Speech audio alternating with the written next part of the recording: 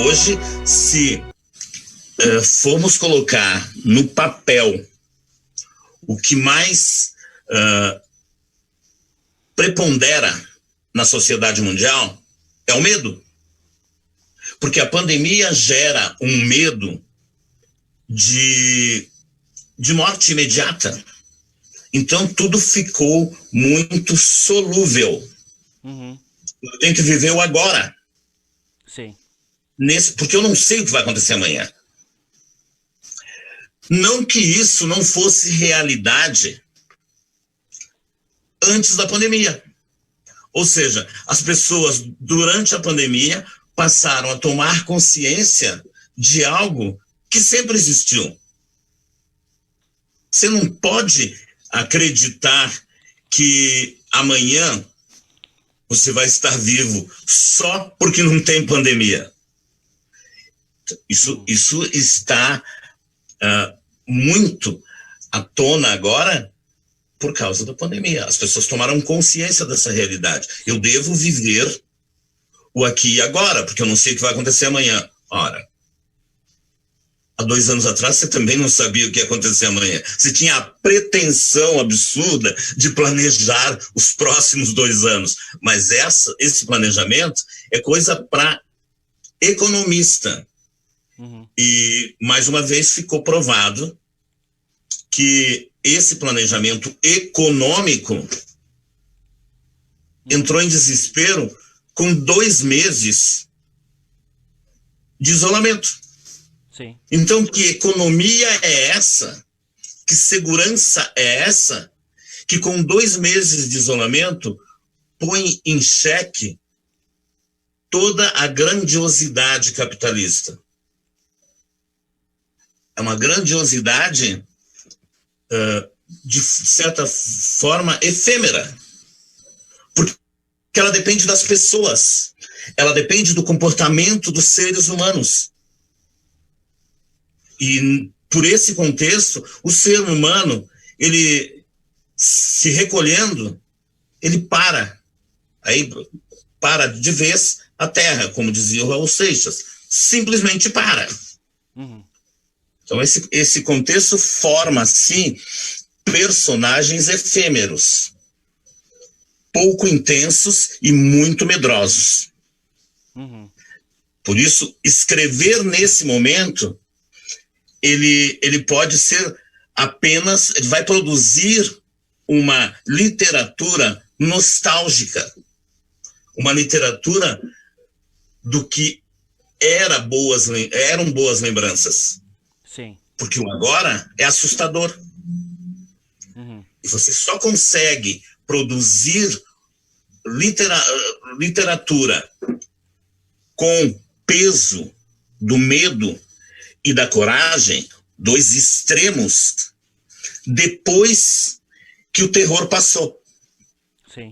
Antes, tu tá formando a ação.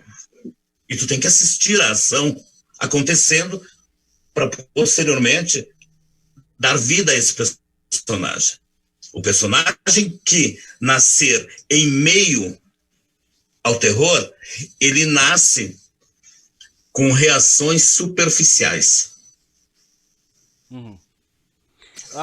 Tu falou antes em escrever sobre o mundo, já me linkou com a próxima questão que eu queria te fazer, sobre uma afirmação também que eu vi numa entrevista tua, que me chamou bastante atenção. Tu falou assim, escrever sobre o mundo feminino sempre é mais complicado.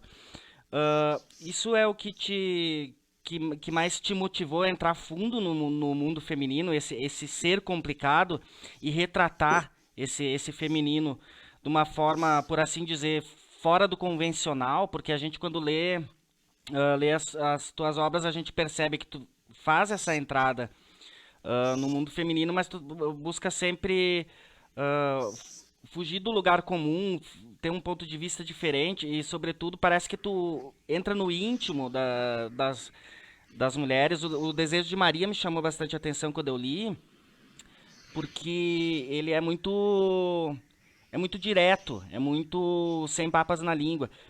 Então, esse ser difícil trabalhar o mundo feminino foi um dos fatores que te motivou a a encarar esse desafio?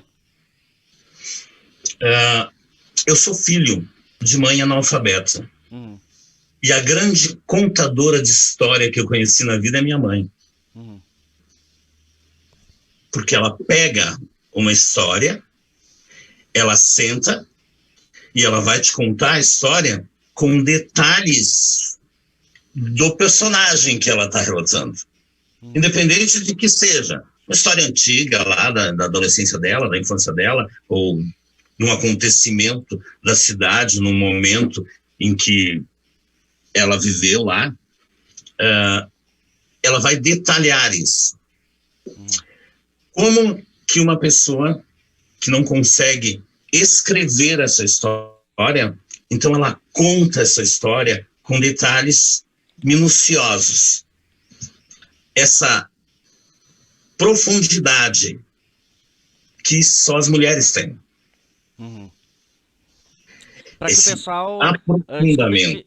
Desculpe te interromper, mas pegando ainda esse gancho do mundo feminino, eu queria que tu, até para o pessoal que não conhece, poder conhecer mais a fundo essas duas obras que são bem marcantes nesse sentido, que tu falasse um pouco do Desejos de Maria e do Pecados Permitidos, e como que é a conexão entre esses dois livros, já que tem um no meio também, que é a Primeira Célula, né?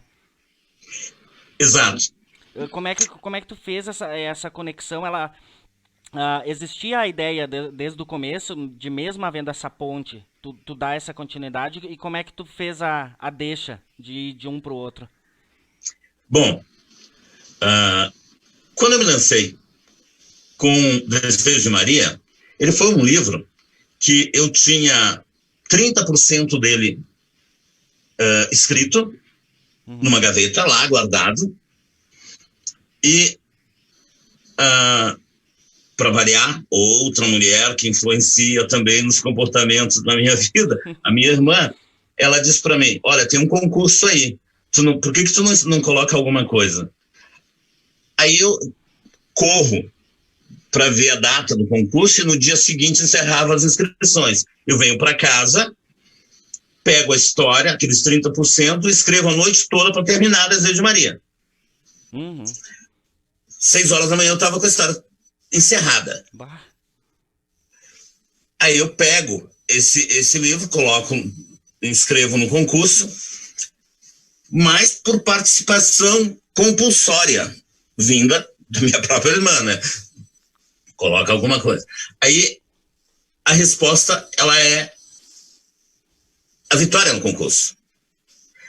Me pega desprevenido, completamente desprevenido para as reações. Então chega a situações assim, tipo, ser abordado no ônibus e uma senhora dizer, tu não poderia escrever isso aí sobre Maria. Minha senhora, não foi Maria, mãe de Jesus.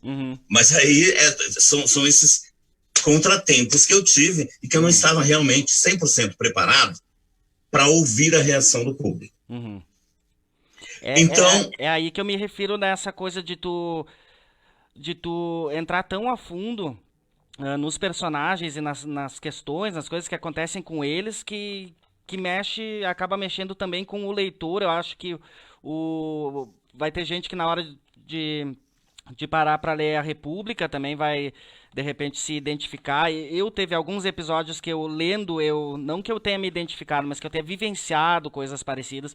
Isso aí que eu achei muito legal nessas tuas obras. E aproveitando o gancho dessa reação dessa senhora, eu queria que tu comentasse, se tu estiver te sentindo à vontade para falar sobre isso, que tu falasse sobre aquele episódio envolvendo os Desejos de Maria nas escolas de Caxias, o que foi que aconteceu, como é que se desenrolou tudo e qual foi o resultado disso. Eu acho que eu fui a última pessoa que ficou sabendo. Porque eu era tão cru nessa participação que ali eu era apenas o escritor. Eu não sabia das consequências nem das reações. Eu estava sabendo das consequências e reações no meu dia a dia. Eu estava indo para o trabalho e aí eu escutava uma pessoa me abordar, de repente me falar alguma coisa referente ao livro. Depois eu encontrava alguém dentro de uma loja lendo o livro. Então eram situações que para mim era novidade. Esse efeito todo Eu fiquei sabendo depois, sei lá, meses depois, que os livros tinham sido retirados das bibliotecas, que fazia parte de um compromisso e de um comportamento natural no concurso, colocar os livros dos vencedores nas bibliotecas. Normal isso daí. Mas isso daí foi um efeito que, para mim, de certa forma foi positivo, deu uma repercussão para o livro, mas ao mesmo tempo não era uma coisa planejada. Foi por isso, e aí sim, toda essa repercussão, eu volto para casa meses depois e digo, agora eu vou escrever um romance mais denso, mais universal, para ver se de fato eu sou escritor ou sou apenas um rapaz de sorte que foi lá e teve sorte num concurso. Então eu escrevo a primeira célula, uma coisa pesquisada, meticulosa, escrita com uma busca de pesquisas e com textos onde eu vou buscar realmente um cenário que é Etiópia e Somália, completamente até ignorado por grande parte da população. E aí eu trabalho 4 personagens com densidade praticamente igual.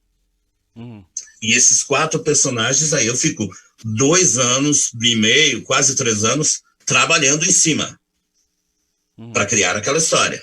E aí eu volto para o concurso e repete-se a boa notícia, né? Eu ganho o concurso de novo. Então, ali me firma, não, realmente não foi sorte no primeiro, eu consegui fazer algo com uma harmonização que tinha lógica. Sim.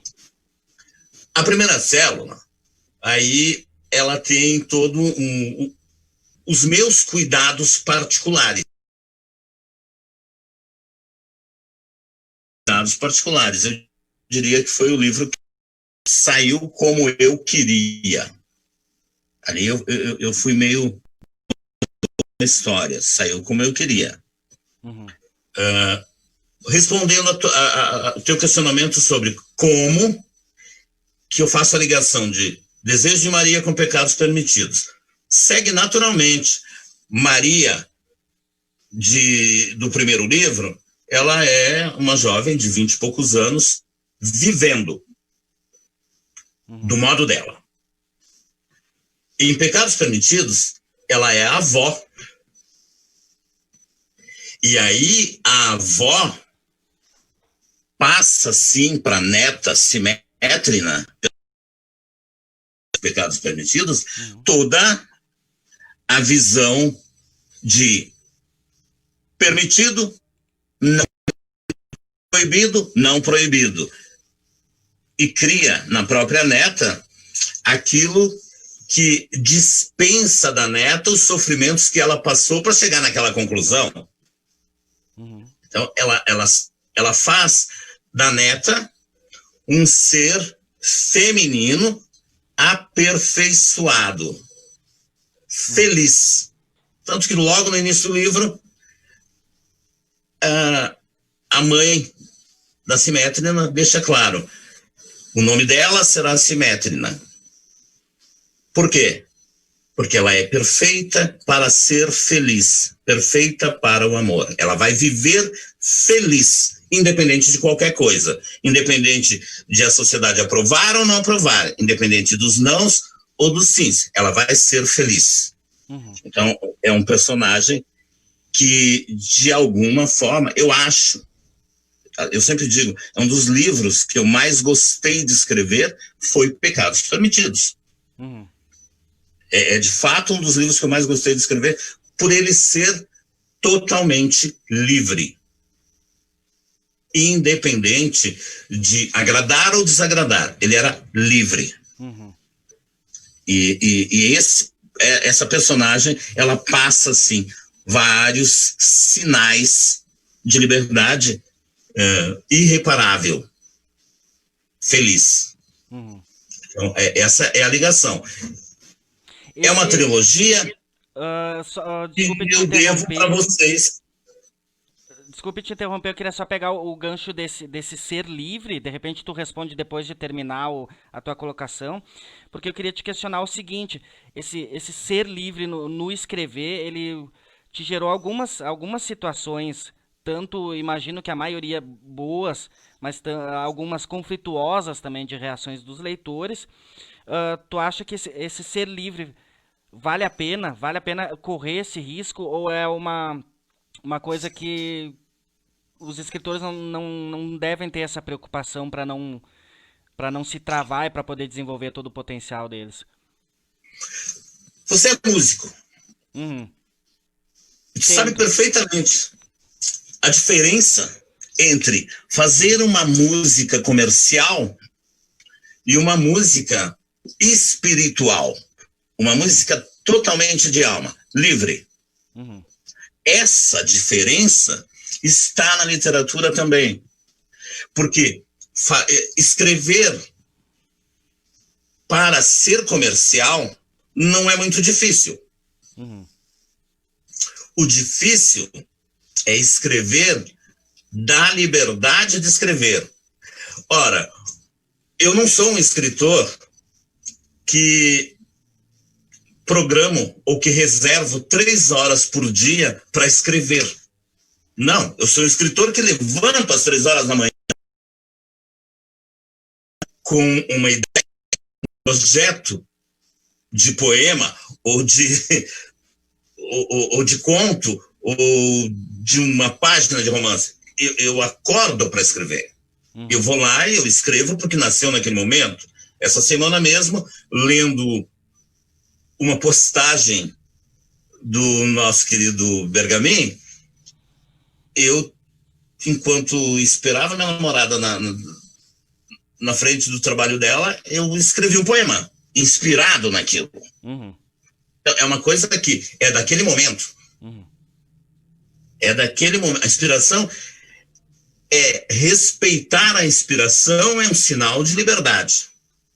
Sim, É concordo. livre quando tu respeita a tua inspiração. Agora, fulano, tu me escreve sobre tal coisa. Bom, mas aí tu está me pedindo uma notícia jornalística. É, Eu não verdade. consigo fazer isso. Uhum. E só para completar, Diga.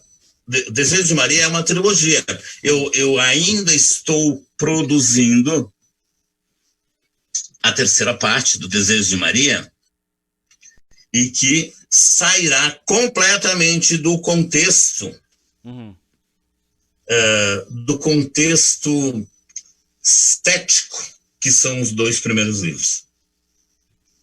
Tu diz sair do contexto estético, em que Do sentido? conceito cético, do ceticismo de Maria e a sua criação toda, Uhum. todo o seu clã. Esse ceticismo, ou seja, na terceira parte, ela vai ganhar um toque mais humano. Não sei se mais humano ou mais espiritual. Eu digo mais humano aos olhos sociais, porque agora ela é desumana por ser dúbia. Uhum. Até aqui ela é desumana por ser dúbia.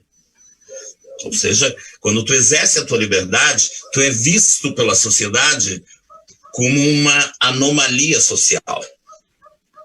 Uhum. Agora, quando tu te enquadra no politicamente correto, aí então tá tudo certo. Mas o politicamente correto, aos nossos amigos aí que estão assistindo, o politicamente correto é chato pra caramba, né? Uhum. Uma coisa que eu queria te questionar também, Vanderlei, já que tu tocou no fato de eu fazer música, me lembrou muito disso também. Eu tenho na música um meio de ser livre, como tu faz com a literatura. Então o pessoal às vezes me questiona sobre determinados assuntos, sobre a minha posição, sobre o meu modo de ver as coisas, de ver o mundo. Eu digo, escuta as minhas músicas, porque eu uso as músicas para fazer isso. Então quem ouve com atenção, quem presta atenção no conteúdo e capta bem a mensagem, consegue entender o que eu quis expressar e entende de certa forma, até a minha personalidade como um todo. Tu acha que é possível, principalmente em assuntos polêmicos, é possível definir um limite até onde o escritor pode desenvolver a história, os personagens e os fatos da narrativa dele, sem se deixar expor no sentido de que tu lê e consegue sentir o modo do autor pensar sobre determinado assunto. Tu acha que há esse limite, há como escrever sem conseguir deixar explícito o teu modo de ver o mundo? Ou isso deve até ser intencional, como é o que eu faço na música, que a minha intenção é realmente deixar bem claro? Tu acha que deve se buscar um limite com essa preocupação de repente incomodar o leitor? Ou deve-se priorizar essa liberdade que tu já citou antes aí? O Luiz Fernando Veríssimo é extremamente tímido. É verdade. É verdade, No conheço ele entanto, pessoalmente. no entanto, o Luiz Fernando Veríssimo escreve crônicas muito divertidas, Uhum, muito bem humoradas, de uma espontaneidade que faz você, sem conhecer ele, faz você pensar assim: esse cara deve ser um zombador social. Deve ser, assim, o cara mais divertido, um comediante. No entanto, ele é extremamente tímido. uhum, Ou seja, ele consegue fazer isso com uma grandiosidade espetacular. Ele consegue não transparecer ou esconder o Luiz Fernando Veríssimo muito bem. uhum, Quanto à definição de personagem, eu acho que na medida em que tu cria um esticamento do personagem, da personalidade daquele personagem, dos atrevimentos daquele personagem, e esse esticamento, estendendo ele a uma coisa que tu não pratica, como tu, escritor, não pratica, que tu sabe exatamente que o teu limite não deixaria tu atingir, uhum, ora, tu já está escondido atrás desse personagem. Esse personagem, e é esse personagem que causa o que eu chamo de depressão pós-parto no escritor. uhum, Assim que tu termina uma história, tu tem sim uma depressão pós-parto. Tu pariu aquela história, aquele personagem foi e tu não vai mais conseguir reatar ele. Ele ganha asas.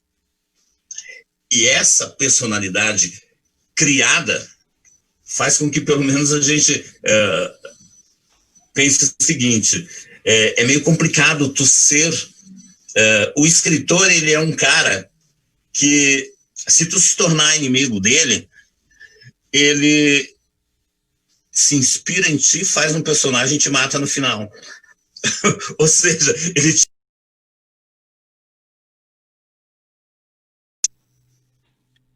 ele não consegue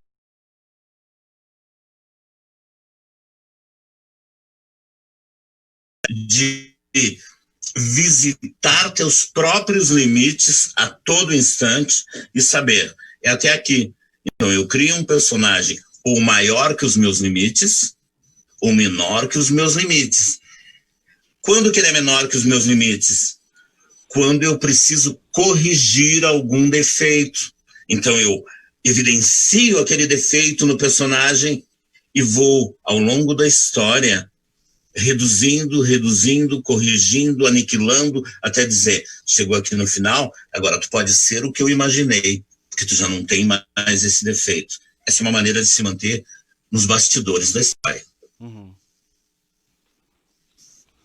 Eu queria que tu falasse um pouquinho sobre e detalhasse um pouco a história A Primeira Célula, porque uma coisa que me chamou a atenção nele e que eu achei interessante, que eu percebi também nos teus outros livros, a República, isso é muito forte, no Amores que Causam Gastrite também ficou bem evidente.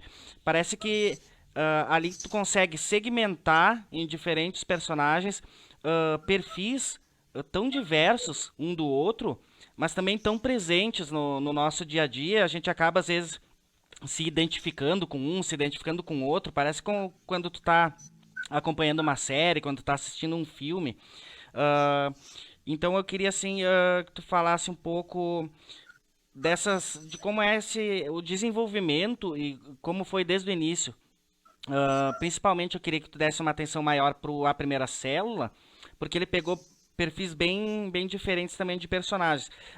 Eu queria saber se isso foi uma coisa intencional, que tu já tinha em mente trabalhar bem mundos diferentes, que acabam se conectando por uma causa comum, ou isso acabou surgindo naturalmente no decorrer da história? A ideia da cientista da primeira célula, ela já existia por conta de um contato, né, que eu tive num determinado momento da minha vida com uma pesquisadora argentina. É inspirada numa pessoa real, então. Ou seja, a obsessão pelo trabalho dela é uma coisa que inspirou a própria personagem. Uhum. Ela tinha uma obsessão onde ela abria mão de tudo em função do próprio trabalho. Então, a ideia da cientista da primeira célula, ela era, sim, um personagem. Aí, você tem o outro personagem, que é que não é brasileiro, que ele está num outro país, e que também ele é um soldado, ele é um guerrilheiro, ele é um cara voltado para o conflito o tempo todo, também está inspirado num contato de um ex-guerrilheiro somali, um amigo que eu conheci num determinado momento. Então, as histórias que ele me falava, o comportamento, aquela história de um cigarro e uma Coca-Cola como refeição durante o dia todo, isso é uma coisa muito de soldado no fronte mesmo, né? Foge um pouquinho daquela ideia de ter uma vida ilusória, de que as coisas realmente não são dessa forma. Então, a realidade dele como somali. E esse personagem mais voltado, o pastor, no caso, o pregador do filme, ele é um cara que a gente tem em todas as esquinas, né? No Brasil, hoje, nós temos em todas as esquinas a figura do religioso multifacetado. Então, não era muito difícil criar ele. E a mocinha ela tem que ser aquilo ali, desvirginando comportamentos. Então, a mocinha, ela tem que estar disposta a desvirginar todos os comportamentos e mergulhar na própria aventura de viver.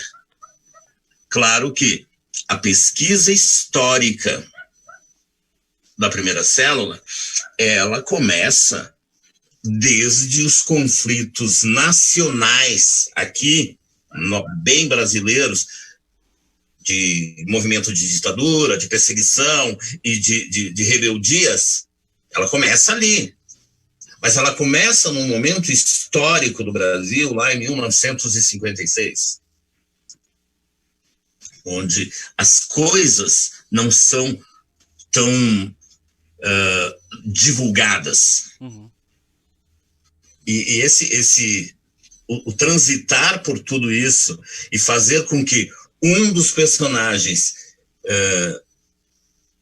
cresça, amadureça e envelheça percorrendo a história é um pouquinho trabalhoso. É um pouquinho trabalhoso porque você tem que ficar conferindo datas, ajustando com a história, com o real e o surreal.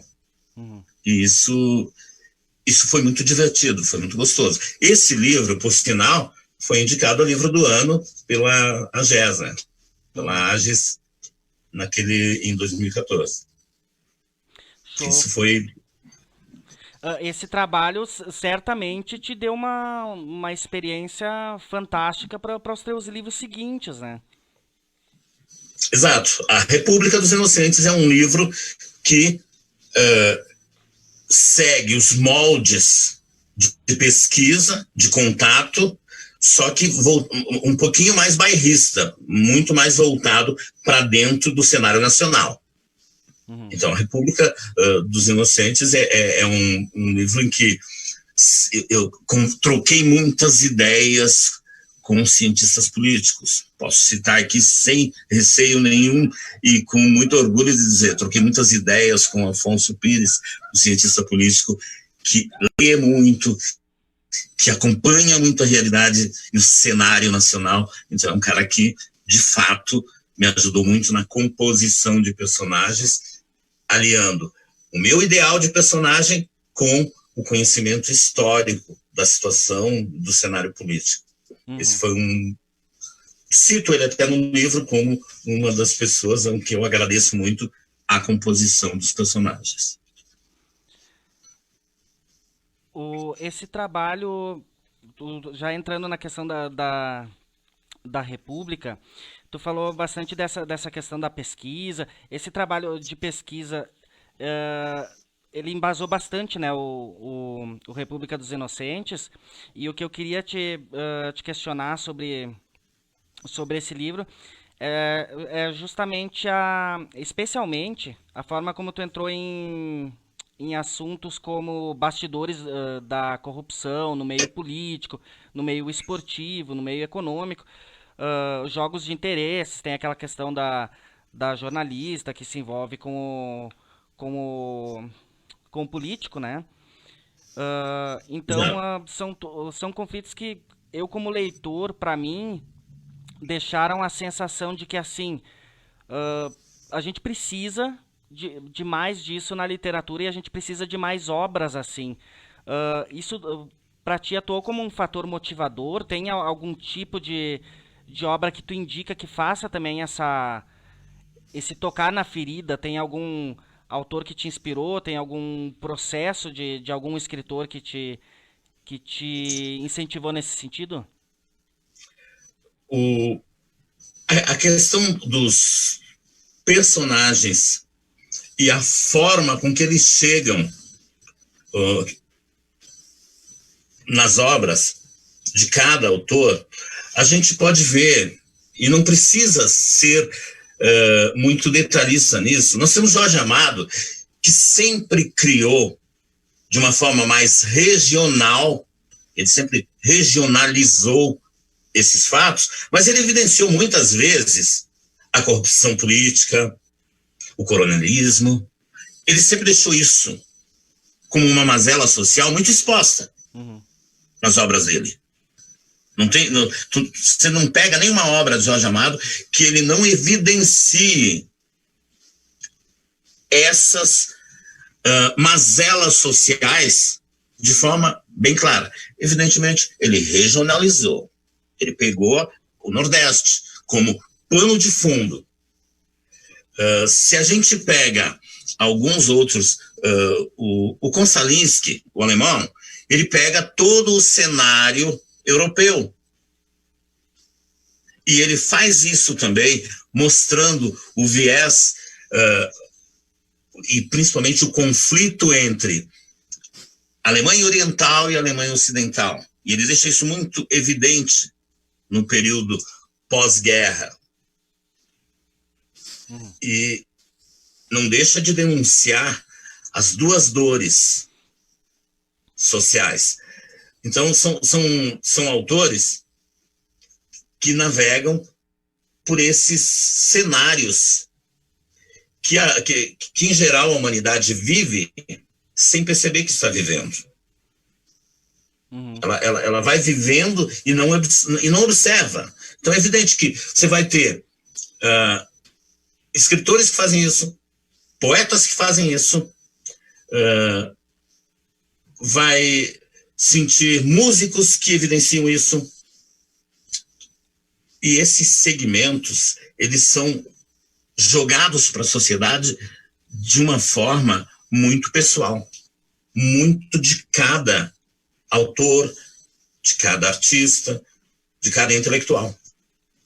Então, se eu tivesse que citar no Brasil alguém que posicionou as mazelas sociais de uma forma detalhada O Jorge Amado. Se eu tivesse que citar alguém que escreveu muito bem sobre as mazelas europeias, Konsalinski. Cito até Quente como o Vento nas Estepes, como o livro dele, que deixa muito claro as divergências onde o capitalismo começa a brigar com o socialismo de uma forma fria. Ou seja, justamente o começo da Guerra Fria. Eu achei interessante essa questão da regionalização que tu tocou ali, porque o República é um livro que ele, nesse sentido, ele foi extremamente amplo, porque tu, claro, concentrou um pouco a história no Brasil, mas envolve um pouco da Argentina, tem uma parte que tu vai pra lá, conta algumas coisas que estão acontecendo lá, depois volta pra cá, e tem o cara que era chamado de turco, Rafiji, acho que era, né? Então tu já entra na cultura árabe. Isso deu um dinamismo bem interessante pro livro nesse sentido. Tu teve essa intenção desde o início, pensou nessa questão de vou regionalizar ou vou fazer um negócio bem amplo, ou foi uma consequência natural da história? É inevitável, porque nós vivemos. O livro foi escrito num período da história da humanidade que nós já vivemos a globalização. Não tem como fugir da globalização. Tá aí o coronavírus para mostrar isso. Né? Então, é inevitável que você vai falar da tríplice fronteira brasileira, não tem como você evitar de falar de árabes, de palestinos, de brasileiros, de argentinos, porque quem conhece sabe que aquela região ali, todo o comércio internacional, legal e ilegal, atravessa a fronteira todos os dias. Não tem como a gente evitar mais, depois da globalização, que é impossível ignorar a existência de uma multi-etnia dentro do nosso país. Daqui a pouco, é como que você vai escrever sobre Caxias do Sul, como que você vai ambientar uma história de Caxias, dentro de Caxias do Sul, sem citar venezuelanos, haitianos, senegaleses. Seria bancar o avestruz. Não tem como você fugir de uma realidade que está aí. Nós temos culturas novas que estão convivendo diariamente. Você tem que estar aberto para essa realidade. E qualquer um que fugir dessa realidade, inevitavelmente, vai cair na mediocridade. Porque vai estar ignorando. Nós não podemos mais imaginar que nós somos um ovo.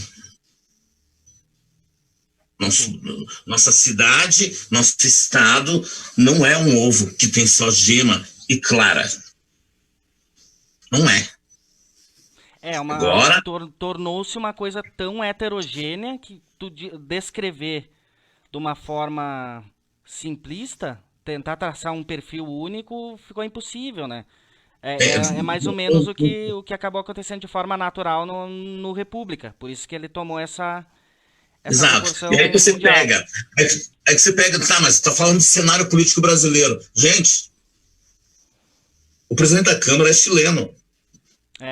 Pior que é. Então vamos acordar. O presidente da Câmara é chileno. Ah, mas o cara já está aí há bastante tempo, Você não tem um brasileiro lá, vamos ser realistas. Ele tem uma outra visão política, ele não está falando de uma visão política nacional, sem contar que tem lá todas as mazelas de corrupção latino-americanas. Aí vamos lá para os veias abertas da América e nós vamos ver que a corrupção continua igual de sul a norte da América do Sul. E aí, quando eles conseguem criar braços no mundo, se ganha uma sustentabilidade muito forte. É necessário que, no conceito educacional, se passe isso hoje nas escolas, se dê essa realidade para o aluno de segundo grau, se mostre para ele uma verdade que ele encontra logo depois que ele sai da porta da escola. Não adianta chamar o aluno para dentro da escola, falar de uma fantasia, de uma utopia nacional, e quando ele pisa para fora do pátio, a realidade dele é outra. Ele vive outro cenário e ele é prensado para isso. É evidente que quando ele, entre a realidade e a utopia ensinada no banco escolar, ele tem que viver a realidade. Ele não pode ficar agarrado a uma utopia. Ele tem que viver a realidade que está ali. Então não adianta pegar o cara lá e dizer para ele assim, ó, fulano, tu vai entrar no pátio da escola, tu vai cantar o hino nacional, tu vai ser um sujeito patriota, daí tu sai lá fora e tu percebe que os eleitos vendem o país. Peraí, que realidade vocês estão me falando? O que eu devo fazer? Sim. E literalmente, se eu fosse produzir um personagem baseado nesse conflito, eu ia dizer, sem dúvida nenhuma, eu vou criar um personagem que está com a mãe na zona. Uhum. Porque essa é a realidade. Aí tu vai me dar uma deixa pra te questionar sobre o Amores que Causam Gastrite, porque esse tipo de coisa que eu achei interessantíssimo nas tuas obras e que eu achei legal, me chamou muito a atenção no Amores que Causam Gastrite, que além de já praticar aquilo que tu fizeste nas outras obras, com a questão de ir a fundo em questões sociais, em questões econômicas, uma coisa que me chamou bastante atenção foram as coisas relacionadas a tabus. Tu fala um pouco sobre fetiches, deixa meio implícita, meio explícita, dependendo do momento, a questão do homossexualismo, do preconceito com os homossexuais, e ao mesmo tempo, o que me chamou muito a atenção é que é aquele tipo de coisa que tu vai lendo e vai pensando, bah, isso aí, às vezes é uma coisa que tá lá impregnado no fundo do cara e o personagem tá botando isso pra fora. O que eu queria te questionar, assim, há como definir um limite até onde chegar nesse sentido? Eu te pergunto isso porque às vezes pode ser uma situação que às vezes incomoda o leitor, vai mexer lá vai tocar na ferida dele. Há como se chegar a um limite, assim, que tu pensa, bom, eu vou deixar isso bem explícito nesse personagem até certo ponto e aqui eu vou parar. Ou tu acha que não é uma preocupação que vale a pena ter, porque ela pode acabar te impedindo de desenvolver o personagem? Eu acredito que o personagem, vamos falar especificamente desse personagem de Amores que Causam Gastrite. O Monteiro. O Monteiro, ele é um cara que ele teve, sim, tudo que ele queria. Uhum. Ou seja, tu acompanha a história dele, tu vê que ele teve tudo que ele queria. O problema do Monteiro é a perspectiva de morrer. Quando a perspectiva de morte se torna maior que a expectativa de vida, o sujeito quebra os limites. Ele quebra os limites. Chuta o balde, como se diz, né? É uma coisa que de vez em quando eu coloco. Você não pode deixar um homem, um cidadão, uma mulher, um ser humano, sem expectativa, ou tipo assim, o maior perigo de enfrentar é um sujeito que tem muito a perder materialmente e um sujeito que não tem nada a perder. São dois biotipos que você não pode brigar. Porque o cara que não tem nada a perder, ele já assimilou a ideia de morrer.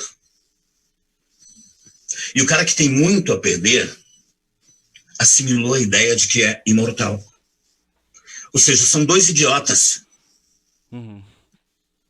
E na medida... E aí eu ia fazer uma comparação aqui, não vou deixar porque eu não quero transformar isso em política, tá? Mas na medida em que ele lidera a própria vida e ele não tem nada a perder, ele mata essa vida. E quando ele lidera essa vida e ele tem muito a perder, ele imortaliza essa vida. Ou seja, ele faz estátua dele mesmo. O Monteiro não faz estátua dele mesmo. Ele mergulha no que ele sente, independente do que vão dizer a respeito por ele estar junto com uma jovem, tão jovem quanto a filha dele. Mas isso, quando tu vê na revista a foto de dois artistas completamente diferentes de idade, juntos, fica romântico. É uma visão romântica. Agora, quando tu pega uma história real e tu tem que assistir ali no teu bairro uma história real dessas, tem toda a conceitualização daquela comunidade. E aí todo mundo começa a jogar pedra. E aí eu digo o seguinte, a jovem envolvida, ou o jovem envolvido, porque isso serve também para a mulher de 50 com um garoto de 20, ou vice-versa, né? Eles vão ser simplesmente bombardeados de conceitos e preconceitos.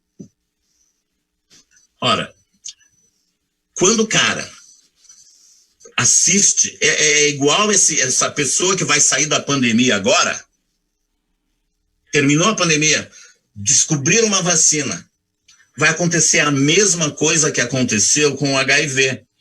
Quando o coquetel passou a controlar, o pessoal jogou a camisinha no lixo e continuou, meu amigo. Eles não estão nem... A mesma coisa vai acontecer. Nós vamos ter outros tipos de morte depois, porque quando a pandemia acabar, vide vacina, esse pessoal que está dizendo que não tem dinheiro agora vai torrar tudo que economizou no isolamento na farra. Vai viver intensamente até surgir outra peste. É sina da humanidade. E a perspectiva de morte multiplica o tesão pela vida. É verdade. Essa é uma fatalidade do ser humano. Verdade. Vanderlei, nós estamos chegando ao nosso limite de tempo. Queria te agradecer pela tua participação, por todas as tuas colocações que nos agregaram muito conhecimento, pela tua paciência com os problemas técnicos aqui também.